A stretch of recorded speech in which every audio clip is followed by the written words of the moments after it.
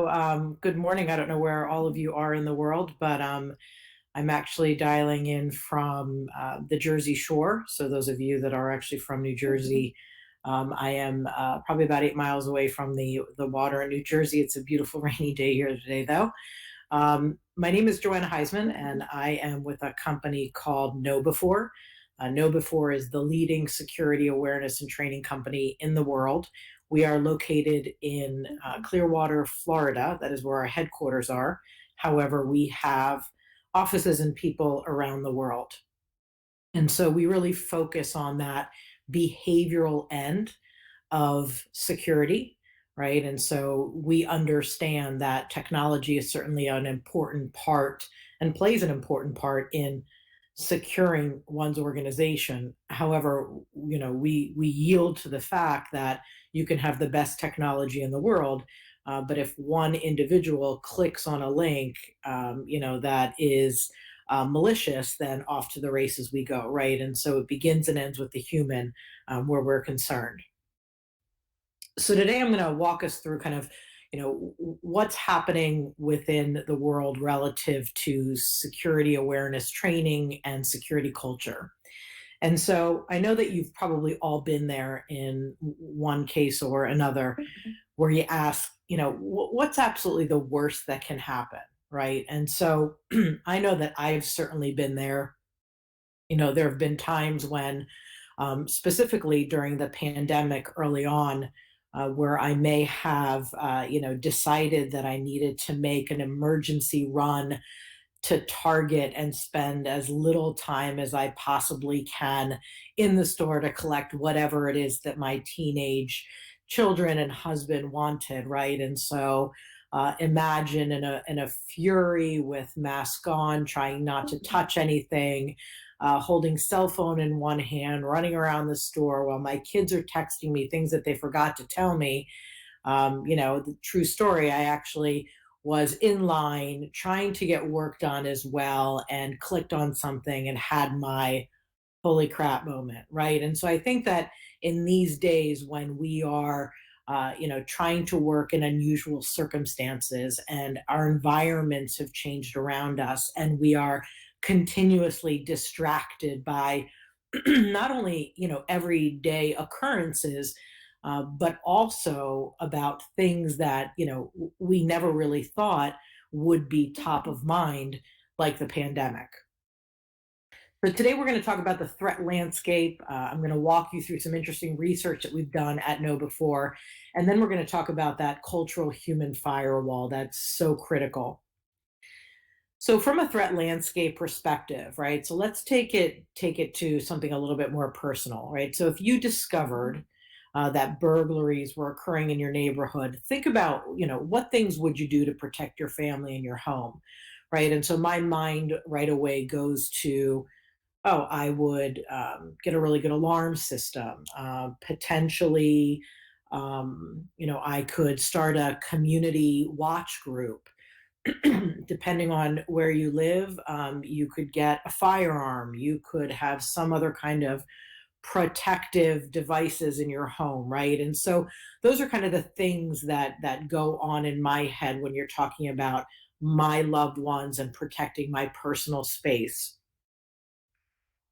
So then let's talk about, if you discover that cyber criminals were stealing data from other organizations like you, what would you do to protect your organization, right? And so I think that there's a little bit of, there many organizations are naive in the fact that they'll say, oh, it's not going to be to us, we're too small or too insignificant, or they're not attacking our line of business, and they're more interested in organizations where they could yield a larger lot of personal identification, that they could get, that just we just aren't in the line of fire. That couldn't be further from the truth, right? So information is information, right? And so wherever it's yielded from, of course, it can be resold to the bad guys, right? And so when you're thinking about the threat landscape, excuse me, what you need to think about is that it's all of us all the time, everywhere, in all contexts of life, right? So when you think about all of us, right, so they're not just looking at organizations, they're not just looking at individuals, right, in professional organizations. They're looking at your kids, right? They're looking at ways that they can infiltrate, access systems that your elderly parents are in, right? And so, um, these criminals, I mean, they'll get your kid, you'll get your information through gaming devices. They'll try to, access information through lots of different social media channels, and even YouTube and so forth, right? And so they're not just attacking, things that are kind of well known. They're trying to find backdoors in, to obviously trick people, all kinds of people, all of us, all the time. And it's everywhere, right? And so, you could be sitting at Starbucks and you could be, on a Wi-Fi that you think is, excuse me, secure. That's Starbucks Wi-Fi. But what you don't know is that there's, a 17-year-old kid sitting across the room, and what they've created is something that's called Starbucks Wi-Fi, right? But really, it isn't, right? And so it's everywhere, and so it's in all contexts of life too, right? And so, the thinking is that you need to be at a high level of awareness in what you're doing, at all times. And wow, doesn't that sound exhausting? And it actually is, right? And so I think that, when you look at the social landscape of threat these days, you just have to be mindful that they're not coming at you through a single device or through a single app or through, they're coming at you in lots of different ways, and it's constant. It's not going to let up. As soon as we figure out, what they're doing and how they're getting in, they're 10 steps ahead of us, right? And so, this game isn't going to end, and it's going to keep getting worse before it gets better. But there's great things that we can do, to help us protect our not only personal but professional landscape. So when you talk about cyber espionage, 91% of the time it begins with phishing, right? And this goes back to when I shared that you could have the best technology, but you have one human that clicks on a link and we're off to the races. And then 95% of all security incidents, look at all the ones over time, involve a human error. So when we look at it at KnowBe4, we say, people influence security far more than technology, right? And so it's investing in tools and processes and behaviors that help your organization, limit the possibility of human error occurring, therefore, the bad guys getting in. So what I want to share with you, since we just looked at a slide that said, phishing is, the number one way that cyber criminals get in. I think it's important that you understand what happens if you do nothing, right? So if you don't train your people, and if you don't, help them understand how important it is to do simulated phishing attacks and all of that kind of stuff, I want to share with you kind of what happens, right? And so at KnowBe4, we publish a report every year called the Phishing by Industry Benchmark Report. The 2021 will be coming out within the next 30 days. But the data set from the 2020 results, it's very similar. So I feel confident in sharing this with you, even though we're in April of 2021. So what we did was we looked at 17,000 organizations, 4 million users, 9.5 million phishing security tests across those 19 industries, and also looked at them as small, medium, and large organizations.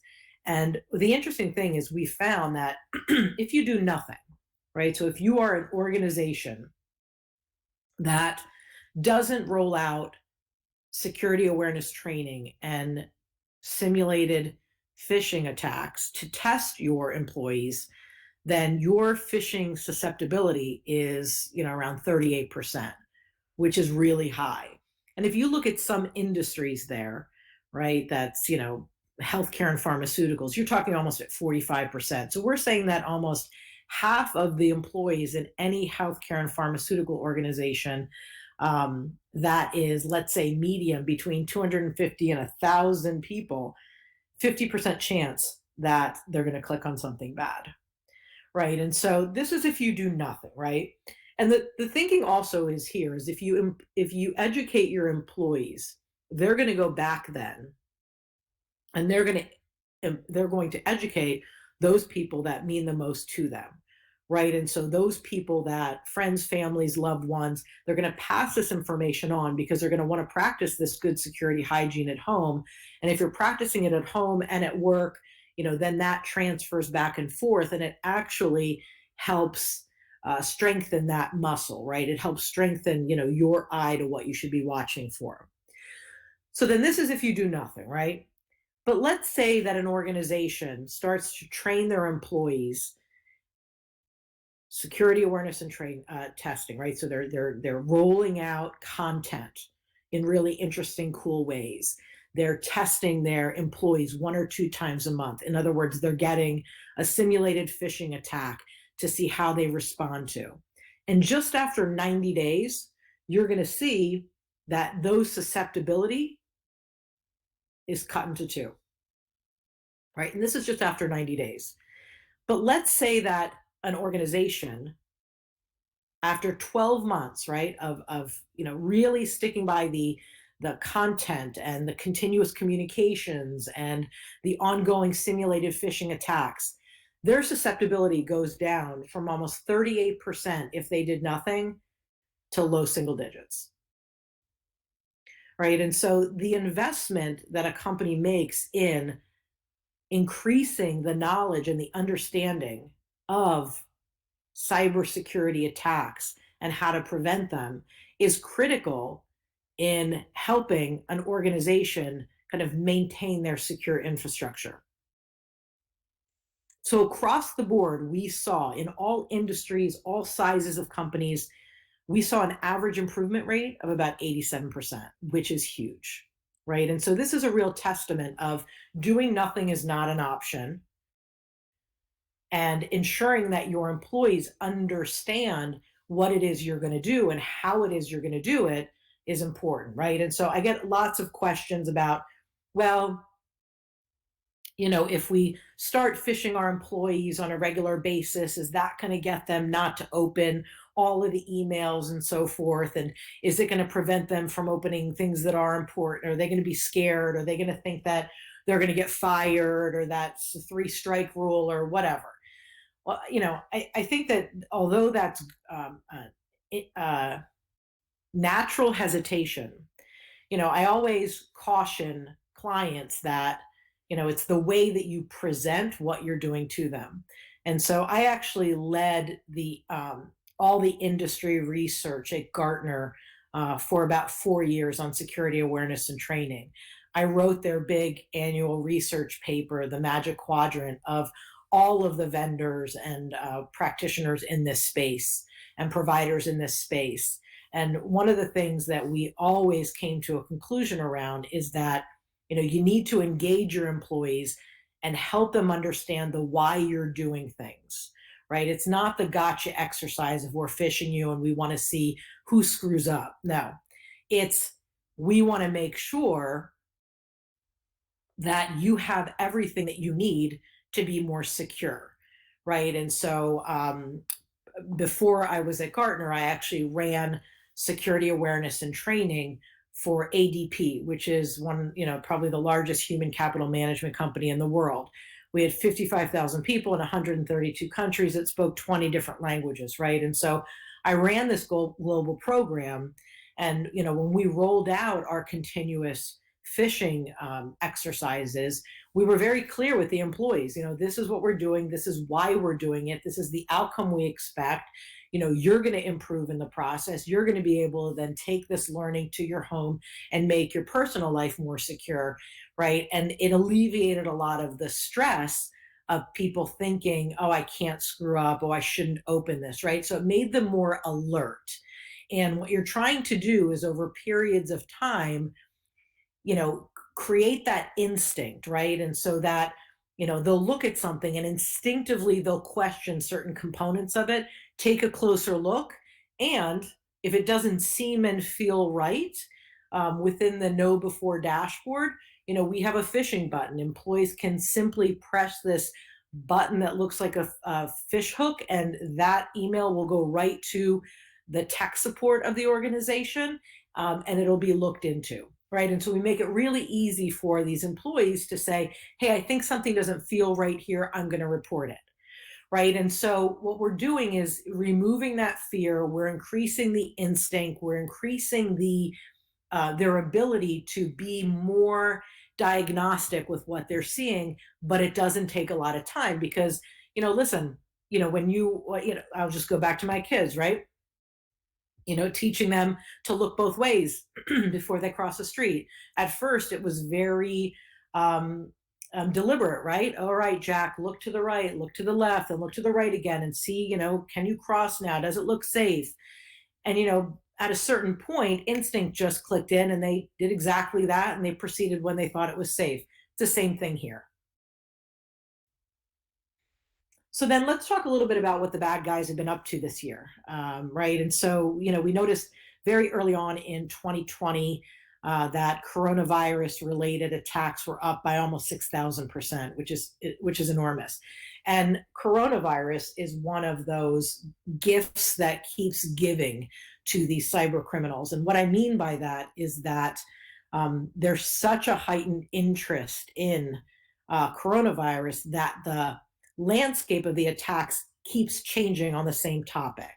So early on, it was, let's click here to see the virus related numbers in your area. Then it was, click here to understand what we're doing, across the world to combat coronavirus. Then it was click here to understand what travel restrictions look like. And then it's click here to understand what, masks and guidelines are in your local areas. And then it, goes on and on. Where are vaccines and, are there charges for the vaccines? And then what's open and what's closed and what schools and, right. And so I look at this as a cyber criminal and I'm like, wow, this is just a continuous circus that people are going to continually engage because we've now, heightened that fear component. And when people are fearful, coupled with the fact that they're distracted, they make decisions that, they wouldn't necessarily make if they were not fearful and not distracted. So coronavirus has been a big one and will continue to be. Because people are in more of a work from home, remote environment, they're in, listen, I mean, my husband worked in Manhattan. He's not going into Manhattan anymore, right? And so we have one office in the house. He wins. So, I'm sitting in the dining room. I've got kids going in and out because my son is on a hybrid model of learning. Phones ringing, FedEx is coming to the door. I'm distracted by, can I throw a load of laundry in, right? And so there's all sorts of things going on. And again, these bad guys are taking advantage of it. So should I get a Google Calendar invite, instinctively, we just assume that, yeah, this is something I need to be at, click yes. We look at fake attachments a little bit differently. We're looking at, go to meetings, Zoom meetings, shipping notices, kind of all of these things that we might investigate a little bit more. Were we in a different environment? Now, human nature is just allowing us to breeze through a lot of these things. And it's interesting because, I get often on my cell phone, I'll get reminders for doctor's appointments or haircuts or, something that we've scheduled. And, I've caught many a fake one, right? But instinctively, we see something and we're like, oh, yeah, click on that to confirm. Yeah, I'm going to confirm my doctor's appointment or I'm going to confirm this, and they're in, right? And so I think, this environment doesn't seem likely to change a lot. And so, it means that organizations really need to take a second look in how they've set up their employees from home and whether it really is a secure environment and whether their kids are doing their homework on their company issued laptops or watching Netflix or whatever it is that they're doing, gaming, right? And so, there's a lot that needs to be considered that, wasn't necessarily even a question before. So then let's now lead into the kind of the cultural piece of it and creating this human firewall. So the definition of security culture differs from company culture, right? And so security culture is this, the ideas, customs, social behaviors that influence an organization's security, whereas company culture is more of kind of the knowledge and the overall customs, social behaviors that influence the organization, right? And so this is specific to influencing an individual's ability to be more secure, to be at a higher level of readiness within their respective roles so that they can respond to things that may be mischievous in their work environment. And so when we look at a security culture, I mean, just like organizational culture, it needs to live and breathe everywhere within the organization, right? And so the question is always, how strong is it? Are you intentional with what you're telling your employees? Is it sustainable, right? And so do you have a program in place that can be, continued and continuous and consistent? And what is it that you need to do and care about within that environment? And so when we study this, KnowBe4 also does a great research paper every year on the dimensions of security culture and how it impacts industries. And we actually just released our latest. If you go out to our website, I'm sure that you can download a copy of it, as well as the phishing benchmark report. Feel free to go grab a copy of that as well. But what we look at is how these 7 dimensions of security behavior impact, I think it's 21 different industries, right? And so, we look at how individuals' attitudes, right? So the first thing, how they feel and they believe that employees look towards security and security issues and security protocols, right? So do they have these positive attitudes, right? Are they saying things like, yeah, I know I have a role in protecting the organization. And I know that I believe if I do my part, that the organization will be better protected. Then we look at the behaviors, right? And so based on what they've learned, are they acting that way, right? And so are they behaving in a way where they are better securing the organization? Are they watching for peculiar individuals within their space that they don't recognize that shouldn't be there? Are they behaving in a way where they are kind of inspecting more the things that they're opening? Are they, wearing their badges? Are they letting people in the building behind them that don't show a badge? Right? There's a lot of different examples, right? But are they essentially taking the knowledge that you've given them and putting it into some kind of action? And then there's that cognition, right? And so do they really understand, and are they really aware of all of those security issues and activities that could be detrimental to their professional environment?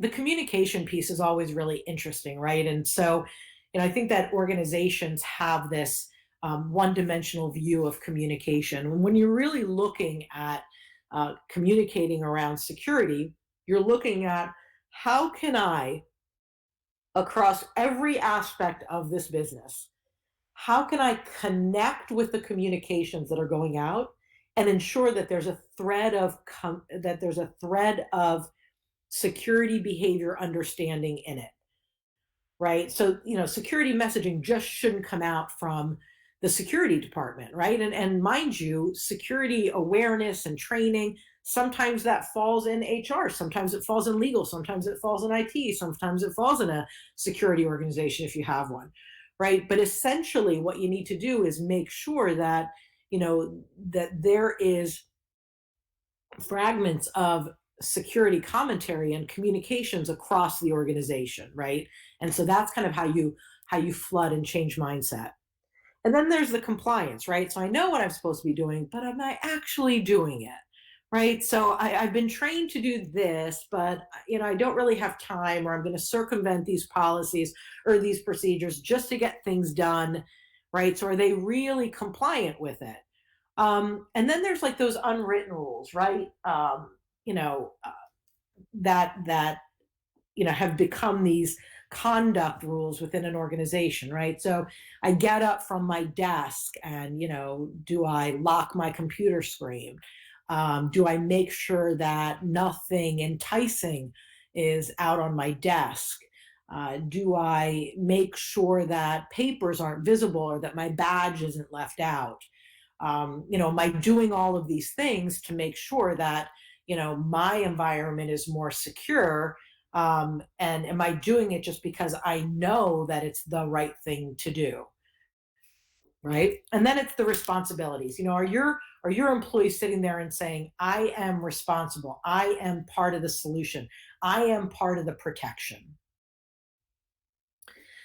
And then there's this misinformation that culture is kind of led from the bottom up, and really it is led from the very top of the organization, right? And so at past companies that I've been at, where I've led large security awareness and training organizations and crisis communications organizations, I've genuinely had some pushback saying, well, listen, the executives and our board and our C-level, they wouldn't have gotten to where they were unless they were really good at this, right? And so I think that by sheer nature of title, a lot of these individuals have been looked over and have subpar um, um, ability to be able to recognize something that isn't secure. And so that's one of the things that we found, right? And so when you're looking at your organization, it's very important that all of the right behavior is modeled from the top down, right? And so, there was, one individual that would always tell me, well, we shouldn't be phishing our senior executives. Well, yes, we should, because they're a prominent and prominent target. They're high visibility. They've got a lot of information. And guess what? Their administrative assistants and executive assistants, yeah, you know what? They're getting targeted too. Right. And so, you have to look across your organization and say, I'm not looking at you as the individual. I'm looking at you as the role. And by sheer nature of this role, you need to be really good at this stuff because they're coming for you and they're coming for you hard. And therefore, we need you to model this kind of culture across the organization so that others know that you are leading through this, right? And so one of the other things about culture is when we look at how it's disseminated through the organization.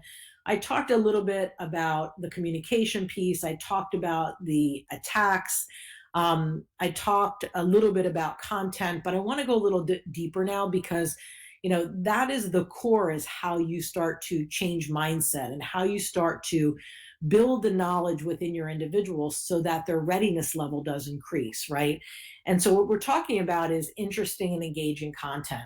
I can't tell you how often I bump into organizations, especially when I was leading the industry research on this at Gartner, and they would say things like, you know, um, individuals within my organization, we're going to take kind of a one discipline approach, and we're going to leverage one kind of content, and we're going to just use videos or something, right? And so I think when you're looking for a provider, you really need to be conscious about there's lots of different learning styles within your organization, and people learn in different ways.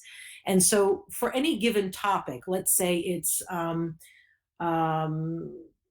I don't know, let's just use identity theft, right? So within the topic of identity theft, you want to have an organization to partner with that can provide you that content in a video, in something interactive, in something that's gaming, potentially virtual reality, something a little bit more traditional, right? Because people learn differently across your organization.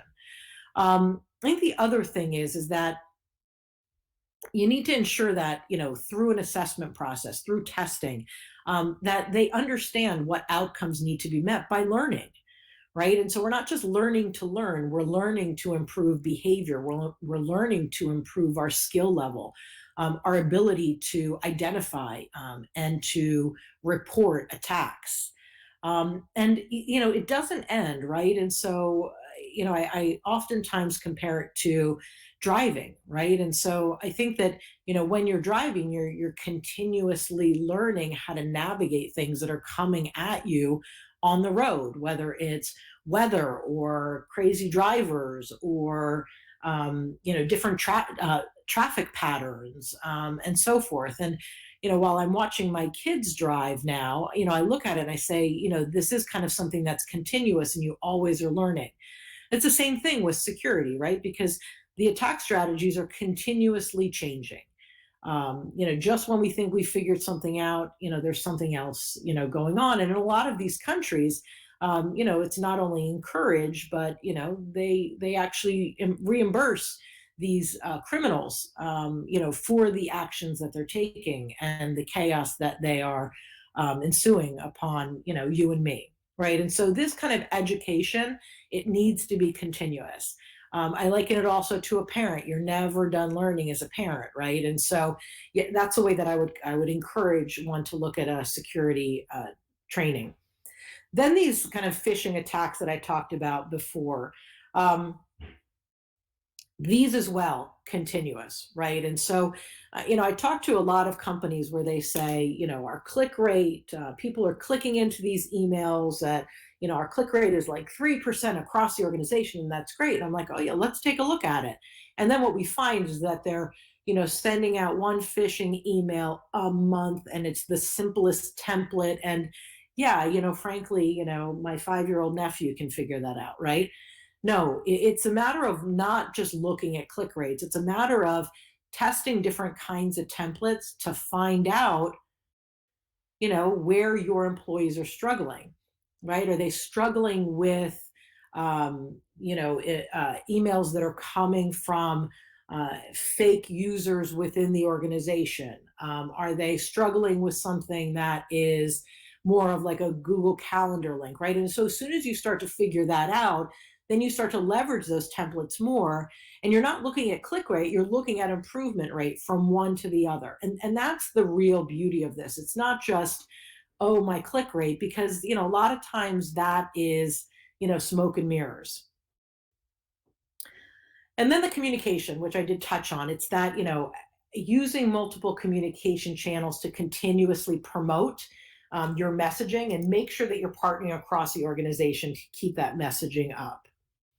So I know I'm at my 30 minutes. Some final thoughts, right? So we will continuously say at Nobu before that humans are the de facto top choice for cyber criminals looking to get access to your systems, whether they be professional or personal. We do strongly believe that harnessing a culture that is mindful and that is certainly tuned into what's happening and leveraging effective training and testing along the way in a continuous, comprehensive fashion is really the way that you will best keep these bad guys out of your organizations. So I'm going to stop there and I'm going to turn it back over to our host to see if there are any questions. Great, thank you so much. So please, if you have any questions, feel free to drop them in the Q&A text channel or the Tech Talk channel, and we can get started with that. So I actually have a few questions of my own for you. Whoa. So what's your favorite part about your job at Nobu? Yeah, I mean, I will tell you, it's constantly changing, right? And so I lead the area around insight and strategy research. And so there's always something new and different to focus on, right? And so this is such a hot area, and it's not going away. And I just think it's fascinating, right? And so you block a passageway, right, for bad guys to get in, and then they find another way quickly, right? And I think so. I think that is very interesting to me. I think also how naive organizations are in kind of what their gaps are. And so the research that I do is specific to, how industries are doing in these areas and how they can do better. And it's constantly changing, and I really love that about my role.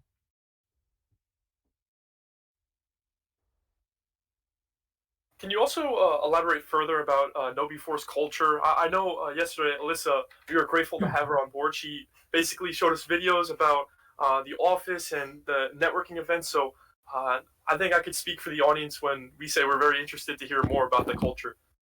Well, I will tell you, I mean, it's great because I came from more of a conservative cultural environment. And as you move from company to company, the culture changes, right? And so you have to adapt.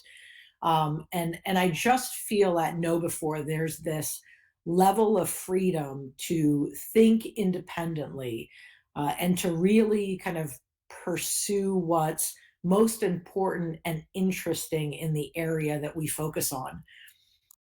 This company, there is no shortage in interesting, free thinking people. I mean, I think that's great. Our talent is beyond any other that is constructed in this particular arena. And, just the fact that we have a group of people whose titles are, the shenanigans team, right? And they find ways to just continuously get people involved and engaged and, mind you, it's fun, right? And whoever thought a security organization could be fun? I certainly never did, right? But it's really an environment that you want to grow and you want to be a part of and you want to continue to flourish in. There are such amazing minds within, the home of Know Before, but it's not this, stuffy environment, right? It's an environment that is really welcoming. And I remember the first time I went down to our headquarters in Clearwater. I remember, seeing a sign up on the wall about dress code, and it said something like, "If you don't get arrested on your way to work in it, you can wear it to work." Right. And I just thought that was really interesting because I came from a corporate climate that was, very specific about how you had to look and how you had to operate. And here they give you this kind of freedom to be who you are. And I think that makes you feel more comfortable in being more of an independent thinker and wanting to engage and wanting to be more creative. And, I can't say enough about just, stepping into this environment and feeling, you know, that I'm a part of something really cool, really different, and that what I bring to the table is really appreciated. One of our participants asked, "How do you decide what is an acceptable versus not acceptable scenario for your phishing exercises?" And they specifically referenced the recent GoDaddy insensitive phishing email that I believe they offered bonuses to their company or to the company. I'm not totally sure on that, but that was the reference Yeah. that they. Yeah, I mean, listen, you really have to take a look at, what are the biggest kinds of security breaches that are happening in your industry, and what are the biggest kind of phishing template or phishing, um, real phishing incidents that are coming in, and then you would determine what it is you would use. Listen, Know Before has about 2,000 different templates that you can choose from. You can also make your own. But I will tell you that common sense needs to play part in this. And what you're really looking to do is elicit a reaction from your employees, from your audience, that has them do one of two things: make a good decision or a bad one, right? And or question it, right? So I think, that's the goal that you're looking at. I know some companies like to use more generic phishing templates. Some like to use kind of the name brand ones. I will tell you that trusted partners are probably some of the most used, like Amazon, FedEx, LinkedIn, right? And so when I go onto LinkedIn, you'd think, that's a safe environment, of which we found out that it really isn't, right? And so, when you look at kind of a trusted user landscape, that's where I would look mostly when I was selecting something that was kind of, more preferred for my organization. Another participant asked, what seems to be the most used phishing templates or categories other than COVID-19? Yeah. So, in that list back that I had shared, I mean, really, you're looking at calendar invites, which are huge. You're looking at um, the ones where you're getting a Zoom. I remember early on, the Zoom invites and the go-to meeting. It was very, very new for a lot of people that operated within an office. And there was a lot of mayhem that was created because of those, because people just didn't know, how to engage with them. And so I know that was big. Enticing, I would say, like really enticing subject lines generally get people to click. So that interesting factor. So it's, how can I get somebody to click on something with a shock value? I think we see a lot of that. Um, and then anything to do with payroll, anything to do with changes in an organization. Those are really enticing and grab individuals within organizations, right? Because now you're talking not about the company, which I may or may not be indifferent to. You're talking about me and my salary or my benefits or my future or that kind of thing. I know that, when I was doing some research also at Gartner, what we found out is that, bad guys, easy way in, is through administrative assistants, the C-level, recruiting and HR, right? And so, resumes coming in, were malicious. And also, IT departments are hit consistently with a heck of a lot of disruption, because there we have a group of individuals that say, we got it, we know what we need to know. And it's just like with sports, right? You got to focus on the foundation. You can't get your practice away from really practicing the foundational elements that make you good at a particular sport. It's the same thing here, right? So we're here solving these really, difficult and complex security issues when someone's, knocking at the door through a very easy phishing attack. So I would say those are the ones that probably sift to the top. I do want to comment that I think having you as one of our speakers today is perfect, because yesterday we had a speaker, William Price, who kind of was giving everybody tips on how to social engineer people and how to get information out of people. So Ah, this is a great transition, and yeah, the good and the uh, bad. yeah, exactly. Yeah, and he also said at the end, "Oh, here's a QR code if you trust me." So Yeah, yeah, I'm yeah, glad that you're here to kind of teach everybody that that's the wrong thing to do and this is the right thing to do. So, yeah. George Bezos asked, "Do you give people a rundown of these, of quote unquote, these are signs of phishing, or do you take a more brutal stance where you will attempt to put yourself in a position to break something and then use that to force people to care, Right. And or something in so, between?" yeah, I don't think this isn't a fear for fun exercise. And if you position it as a fear for fun exercise with your employees, that's where you're going to get the hesitancy. That's where you're going to get the non-compliance. That's where you're going to get the fear to engage. And so, just like I said, when I was at ADP, right, when we're rolling out a very large scale, we actually enrolled the whole organization. This is what we're doing. This is why we're doing it. This is how it's going to help us as a business. This is how it's going to help you as an individual, right? And so we eliminated most of the fear. We eliminated a lot of the anxiety, and people were more interested to engage.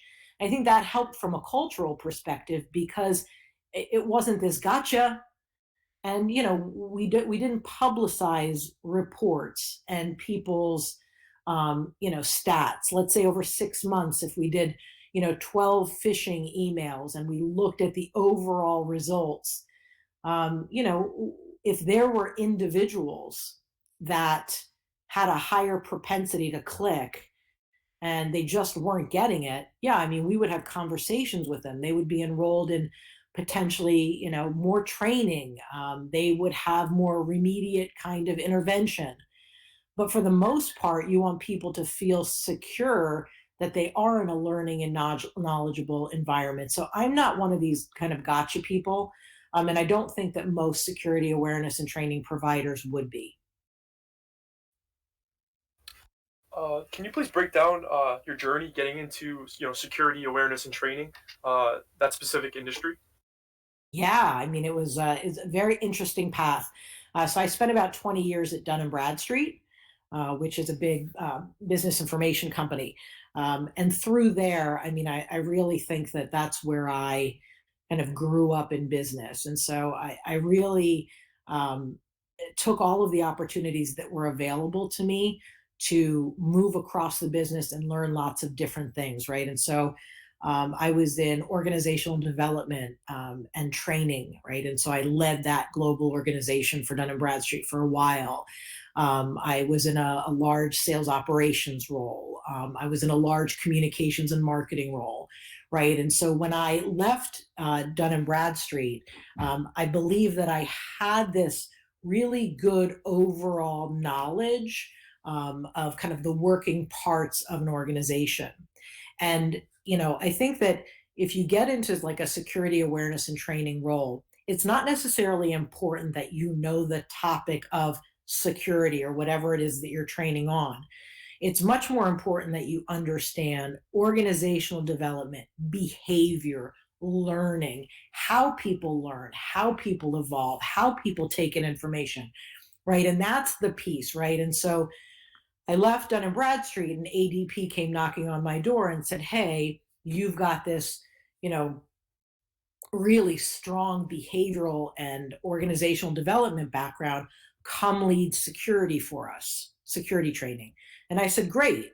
And so over the couple years that I was there, I certainly was able to learn what I needed to in kind of the security environment.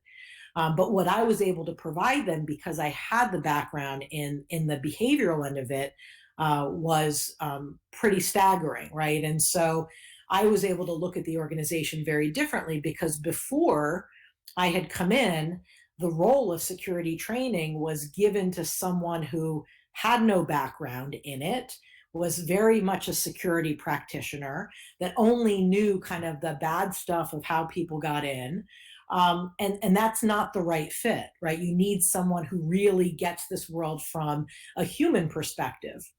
And so, because of the work that I did there, right, I thought, okay, now I was a practitioner. I ran a huge global program successfully. I worked with vendors in this area, and I was kind of done, right? And I said, what's the next interesting place for me to go? Well, I love the research end of it, right? I'm a writer by trade, and I love that kind of aspect of it. So I said, well, I'm going to go to the number one research company in technology in the world, which was Gartner. And so Gartner hired me in to lead security awareness training research solely in that industry. And so I did that for about 4 years. And that was such an amazing learning. And I encourage anyone who has an interest in kind of the research end. You've got Gartner, you've got Forrester. I'm not talking about the consulting companies. I'm talking about the true research companies, that really offer an opportunity to get into the nitty gritty and really do the comparative analysis that's necessary in order for the public to understand kind of what's going on and what's important and what they should focus on. And then because of the work that I did at Gartner, I said, all right, I was a practitioner in this space. I was a researcher in this space.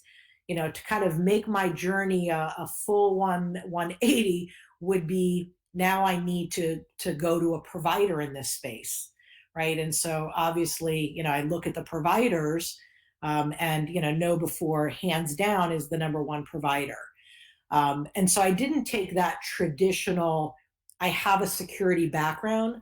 What I did was I leveraged my, organizational development, behavioral, human background and knowledge that I had, and I transitioned that into a security role. I find, very similarities in people in communications or marketing, right? You need to know the trade. You need to be really good at the trade of communications or marketing or training. And then you can pretty much adapt that into lots of different areas. All right, great. We have our last question coming up here. What are your thoughts on making training / phishing campaigns competitive? For example, groups or departments get points if they, I guess, behave, or maybe lose points for unsafe behavior. And then they also pose the question: wouldn't that alienate the individuals who have lower scores? Yeah, I mean, so that's a great question. And what I found when I was at Gartner is that a lot of companies were looking at the reward versus the consequences of kind of this kind of training. And I found that companies were looking at the individual, departmental, regional level and saying, how can we reward people for actually being more security conscious and behaving better in this arena? And so companies would tell me that they would do everything from company points to their online stores, giving out increments of time off, potentially like tchotchkes, giveaway, swag stuff. They would also tell me that they would incorporate it into their um, quarterly or annual reviews, right? So individuals would get rated on their ability to be more security conscious, and that would essentially impact their potential at a bonus or a raise. So they were doing, lots of, some companies were giving away gift cards, right? And so if they noticed that you continuously, did not click on a link and like and you're probably saying, oh, that's a lot of work. But through a dashboard like KnowBe4, it's very easy for you to say, filter all of the employees in this department that, have clicked on more than X percentage of phishing links and whatever. And you can get these numbers very, very quickly. But they're looking at those people that continuously have good behaviors, and they're saying, we are going to reward them. Maybe it's just a certificate, right? Maybe it's calling them out on a town hall and saying, hey, Joanna has been doing a great job in security. That kind of human behavior piece of it, where they say, Logan got a shout out on the town hall. I want that. I do that, right? And so there's this little kind of competitive, I want what the next person gets because I'm doing the same thing. So I want to be noticed in a favorable manner. The other piece of it is the consequence piece, right? And so some companies are saying, you know what, we are going to, after we broadly roll this out, after everyone understands what we're doing, we're all on the same page, we're, all trying to, float the boat down the river the same way, right? Then they're starting to say, okay, what about those people who just don't get it? Because if you look at it on a curve, you're going to have 20% of your organization that always gets it, always does the right thing. 20% is never going to do the right thing, no matter how much you tell them or teach them or train them. And then you got that 60% that's influence in the middle. Well, for that 20% that's never going to do the right thing, how do we essentially identify those people? And then what do we do with them? Companies are telling us that they are reporting it in, quarterly and annual reviews. Some companies are telling us that they are instituting, let's say after a year of a program being live, they are instituting, a 1, 2, 3 strike.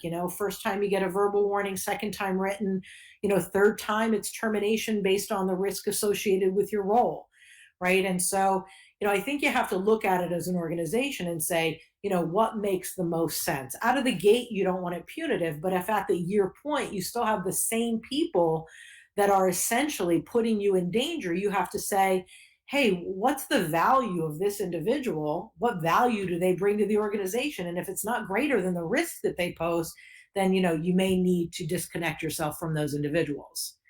But there's a lot of different ways to look at it. I certainly believe that there needs to be a balance of the two. You can't have a heavy-handed reward policy and no consequence, and it can't be the other way around either. You need to have something that's very balanced, and something that kind of resonates across the organization as a whole.